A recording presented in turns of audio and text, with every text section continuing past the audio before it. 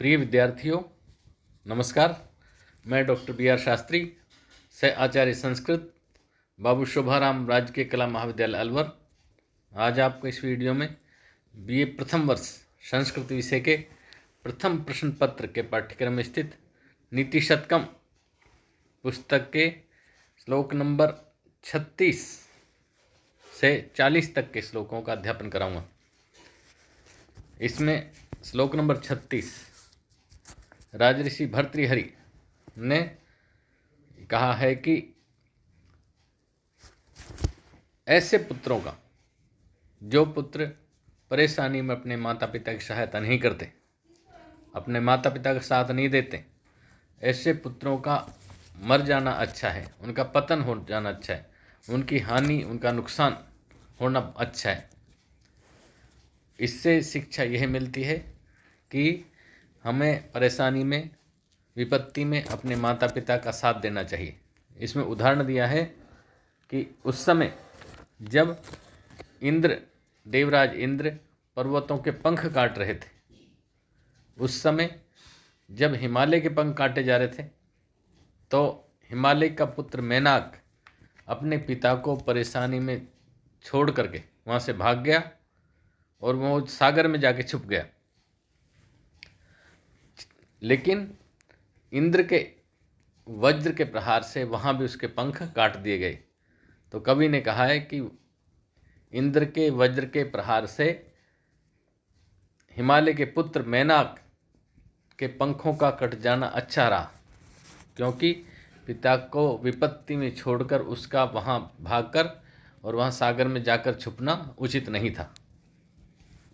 देखिए श्लोक, वरम पच्छ छेदः स मद मघवन मुक्त कुलिश प्रहारई उदगच्छद बहल दहन उदगार गुरुभि तुषाराद्रे सूनो अह पितरी कलेश विविशे न चौ संपातः पैसी पैसाम पत्युरुचितः। वरम पच्छ छेदः, वरम माने अच्छा रहा, पच्छ छेदे पंखों का कट जाना, पंखों का कट जाना अच्छा रहा। किसके पंखों का? स मद मघवन मुक्त कुलिस, स मद माने मदमस्त हुए, मघवन माने इंद्र के, मदमस्त हुए इंद्र के द्वारा मुक्त माने छोड़े हुए, कुलिश माने वज्र के प्रहारी प्रहार से। मदमस्त होकर इंद्र के द्वारा छोड़े हुए वज्र के प्रहार से। वो कैसा प्रहार था? उदगच्छत बहल दहन उद्गार गुरु भी, उठ रही थी भयंकर अग्नि की ज्वालाएं जिसमें, अग्नि की लपटें जिसमें, ऐसे उठ रही थी भयंकर अग्नि की लपटें जिसमें, ऐसे इंद्र के द्वारा छोड़े गए वज्र के प्रहार से पंखों का कट जाना ठीक था। किसके पंखों का? तुषाराद्रे सूनो, तुषाराद्रे अर्थात बर्फ का पर्वत हिमालय, बर्फ का पर्वत हिमालय, हिमालय पर्वत के पुत्र का, सूनो माने पुत्र के पंखों का कट जाना अच्छा रहा, क्योंकि पितरी कलेश विवसे, पिता को कलेश में छोड़कर, पिता को विपत्ति में छोड़ करके, न चौ संपातः, न चौ नहीं था, संपात में छुपना, पैसी जल में, पैसाम पति जलों के समर्था सागर के जल में, उचित है उचित, क्योंकि उसका हिमालय के पुत्र मेनाक का अपने पिता को विपत्ति में छोड़ करके वहाँ सागर के जल में जाकर छुप गना उचित नहीं था, इसलिए उसके पंखों का कट जाना अच्छा रहा।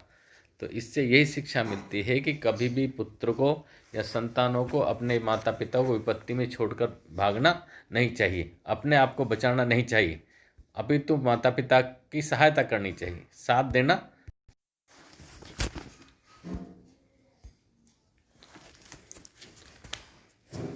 37वां श्लोक, यद अचेतनो अपि पादै स्पृष्टः प्रज्वलति सवितुर्निकान्तः तत्तेजस्वी पुरुषे परकृत निकृतिम कथम सहत। इसमें कहा गया है राजऋषि भर्तृहरि के द्वारा कि तेजस्वी पुरुष कभी भी अपने अपमान को सहन नहीं करता है।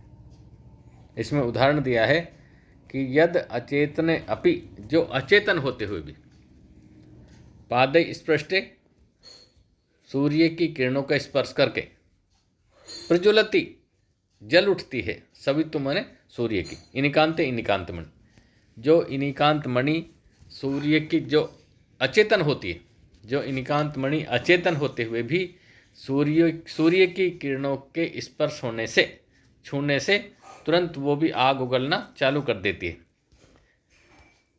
प्रज्वलति, जल उठती है, प्रतिरोध करती है और उसमें से भी आग की लपटें निकलनी चालू हो जाती है। यद अचेतनपि, जो अचेतन होते हुए, पादे स्पृष्टे, किरणों के स्पर्श होने पर, प्रज्वलति, जल उठती है, इनिकांते इनिकांत मणि, किसकी किरणों के, सवितु माने सूर्य की किरणों के स्पर्श होने पर वो जल उठती है। वो तो बिल्कुल अचेतन होती है, फिर भी वो अपना अपमान सहन नहीं करती। तत् तेजस्वी पुरुषे, तो फिर तेजस्वी पुरुष परकृत निकृतिम, दूसरे के द्वारा किए गए अपमान को कथम सहते, कैसे सहन कर सकता है। अर्थात तेजस्वी पुरुष कभी भी अपना अपमान सहन नहीं कर सकते, कभी अपना अपमान सहन नहीं करते।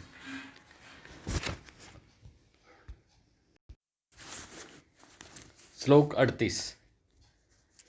सिंह शिशुरपि निपतति मद मलिन कपोल भित्तिषु गजेषु, प्रकृतिरियम सत्वताम न खलु वये तेजसो हेतु। इस श्लोक में बताया गया है कि जो तेजस्वी पुरुष होते हैं उनकी तो प्रकृति तेज की होती है, वो डरते नहीं हैं, वो कभी भय नहीं खाते हैं, किसी भी समस्या से घबराते नहीं, और वो अपने लक्ष्य पर टूट कर पड़ते हैं। उसमें उनकी आयु कारण नहीं होती। तेजस्वी पुरुष या तेजस्वी प्राणी की आयु वहाँ कोई विचार नहीं होती, उसका तो अपने आप तेज होता है, चाहे उम्र कम ही क्यों नहीं हो, लेकिन तेजस्वी तो तेजस्वी होता है।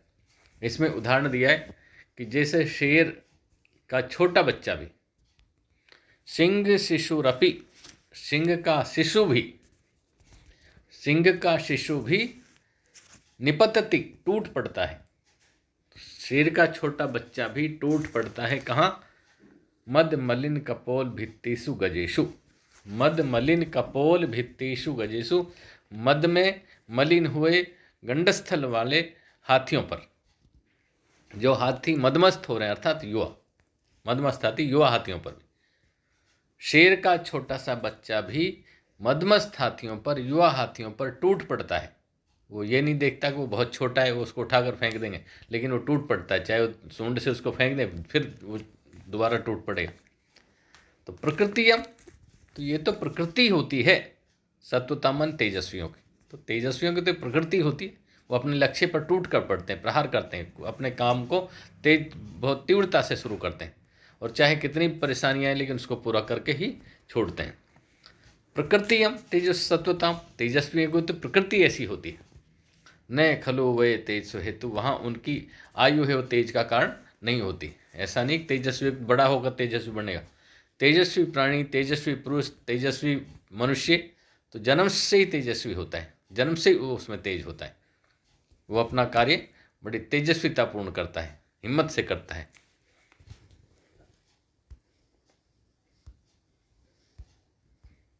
अगला 38। जाति यातु रसातलम गुणगण, अगला 39।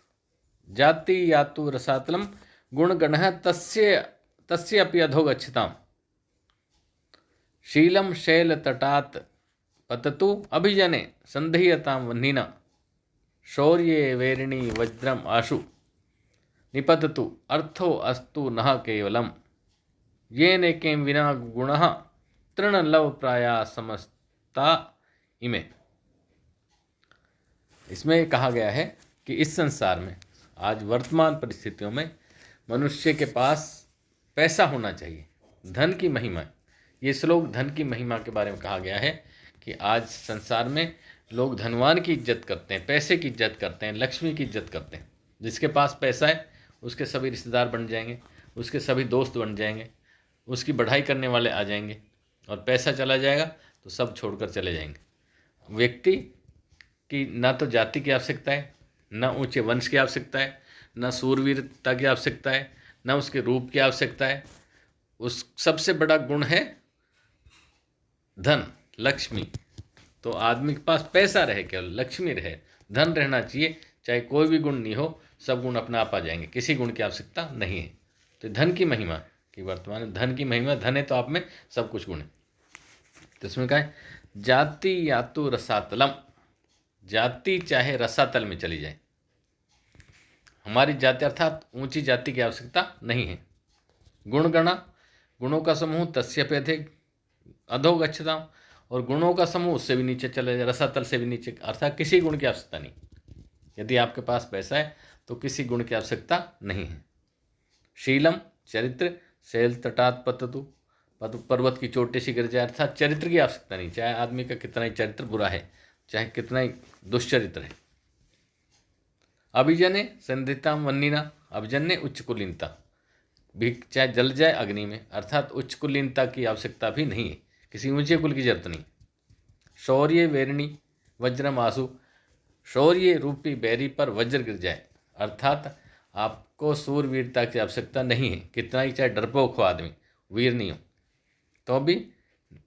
अर्थो अस्तु न केवलम, शौर्य रूपी वज्र, शौर्य रूपी शत्रु पर वज्र गिर जाए, अर्थात सूरवीरता की आवश्यकता नहीं है। तो क्या रहे, अर्थो अस्तु न केवलम, हमारे पास केवल धन रहना चाहिए, केवल पैसा रहना चाहिए, क्योंकि येन एकेन विना, जिस एक के बिना, यदि पैसा नहीं है तो येन एकेन विना गुणः तृणलव प्रायः, ये सारे गुण तृणलव प्राय, तिनके के समान है। यदि पैसा नहीं है तो ये सारे गुण बेकार हैं, कोई काम नहीं आएगा। समझता इमे ये सारे गुण बेकार हैं। इसलिए वर्तमान समय में आदमी के पास पैसा रहना चाहिए, पैसे की महिमा है। यदि पैसा है तो सारे गुण अपना आप में आ जाएंगे, और पैसा नहीं है तो सारे गुण चले जाएंगे, सारे गुण कोई काम नहीं आएंगे। अगला श्लोक 40वां, ये भी धन महिमा के बारे में कहा गया इसके में भी। इस श्लोक में धन की महिमा बताई गई। जैसे पहले कहा था कि आपको कोई किसी गुण की आवश्यकता नहीं, ना उच्च कुलीनता की आवश्यकता है, नहीं सौरवीरता की आवश्यकता है, रूपवान भी आप नहीं चाहिए, चाहे कितने ही डरपोक हों, चाहे कितने ना जाति की आवश्यकता है, बस केवल धन अपने पास रहना चाहिए, जिस धन के बिना सारे गुण तृणलव के, तिनके के समान बेकार हैं। तो इस श्लोक में भी, इस श्लोक में कहा गया है कि जब मनुष्य के पास धन था, पैसा आता है, तो मनुष्य के हाव भाव, मनुष्य का चाल चलन, बोलने की स्टाइल, चलने की स्टाइल सब परिवर्तित हो जाती है, दूसरी होती है। लेकिन जैसे ही पैसा जाता है, धन चला गया, सब कुछ बदल जाती है। पैसा आया फिर अदाएँ आ जाती हैं आदमी में, नखरे आ जाते हैं, नाज नखा आ जाता है, अदाएँ आ जाती हैं। लेकिन पैसा गया, सारी अदाएँ, नाज नखरे, मान सम्मान सब उसके साथ ही चला जाता है।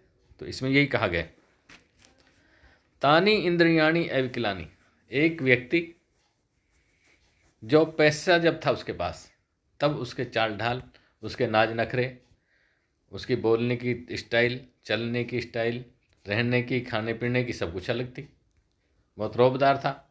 तो और अब जो धन रहित हो गया, उसका धन चला गया, तो वो निरीह प्राणी की तरह हो गया।